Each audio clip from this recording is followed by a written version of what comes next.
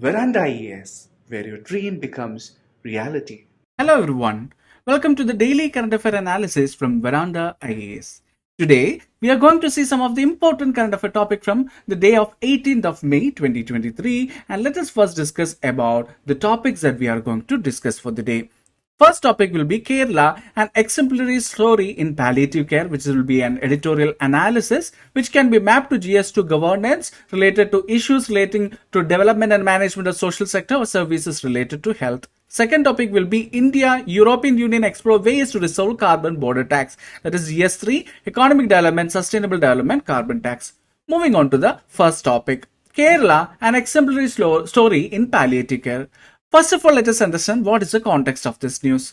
So, as India struggles with approximately 4% coverage for palliative care unevenly anchored around mega cities, whereas the state of Kerala's palliative care model is a global example in inclusive care infrastructure. So, this is the overall context. Now, let us try to understand what is the definition of palliative care or what is palliative care.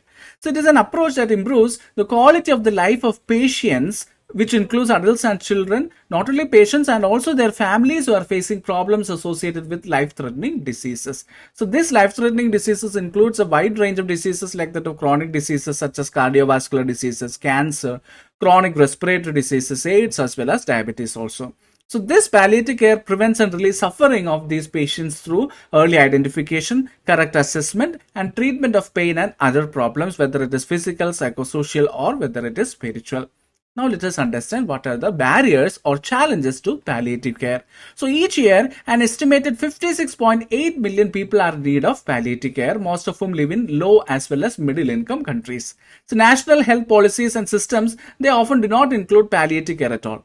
So training on this palliative care for health professionals are very low, or we can say that it is non-existent in many countries. Not only that, even policy makers or the health professionals or the public, they are not even aware of what is this palliative care. That is a lack of awareness. Then cultural and social barriers. There are a lot of stigma associated with hearing about palliative care. That is, it is all about death and dying. And also some kind of people believe that this palliative care is only for patients who are suffering from cancer or they are about to die. Okay, so these are the general stigmas or challenges associated with the palliative care. Now let us understand how the Kerala's palliative care model is different.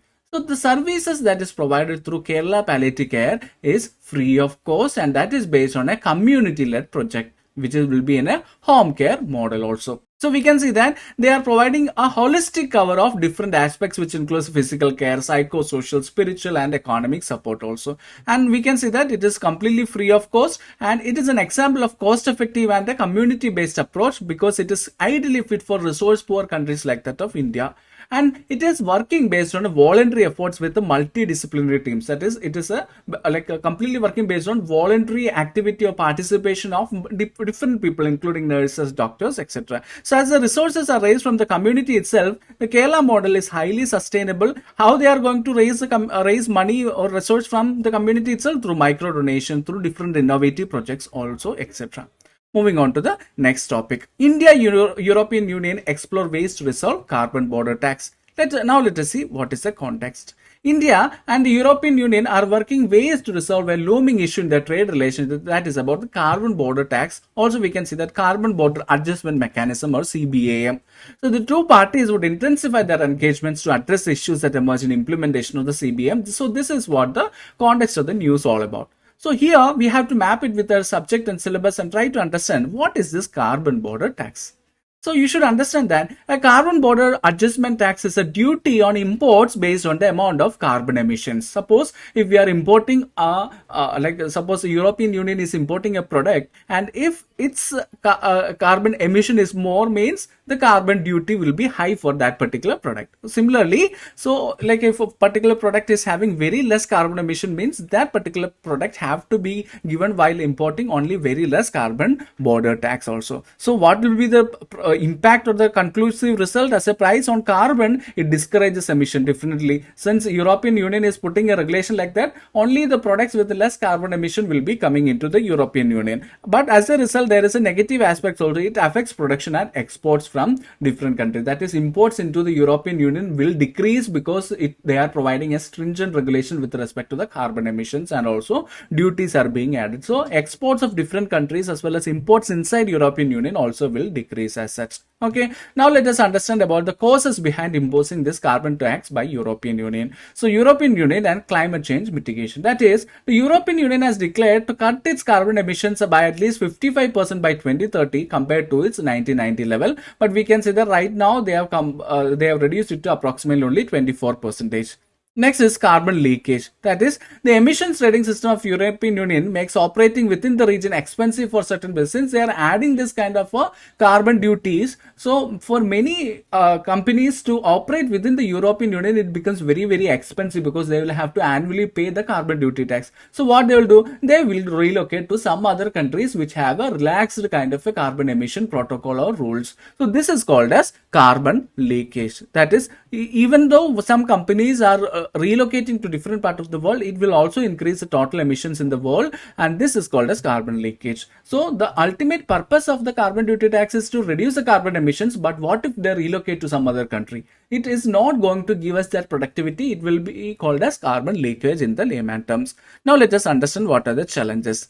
See, these basic countries are responding as very opposition. That is basic. That is Brazil, South Africa, India and China countries grouping. They oppose the European Union's proposal in the joint statement, terming it as discriminatory. And what about the impact on India? The European Union is India's third largest trading partner with less, and this carbon duty will be making the imports from India less attractive, and also we fear that the demand for the Indian products might also shrink because of this carbon duty tax. So what is the way forward for this? So India, you should clearly understand that India is not the target of this policy of the European Union. If the European Union is making or coming up with this product, it is mainly intended to large countries like Russia, China and Turkey. And we can see there is very little reason for India to be afraid or at the forefront of the opposition, because we can see that we are a kind of like, even though we will be having slight effects with respect to our imports or export, we will not be a major country being affected by this carbon duty tax. And also we can say that if you see the positive side, due to this carbon duty tax, many products or many companies will start to make products with less carbon emissions. So it will spur the adoption of cleaner technology for the production for the production of different units. For India, we must assess the advantages and disadvantages that we have to face, and also regarding the imposition of the tax, we can have a very good bilateral talk with the European Union, like the talks that which is going on right now, and find a solution for the same. Like that, we'll be able to give a conclusive action for the resulting problem or the speculation that we are having about our trade or the demand spur. Moving on to the question of the day. Which of the following statements about a carbon border tax is correct? So, first statement, a carbon border tax is a tariff imposed on imported goods based on their carbon footprint.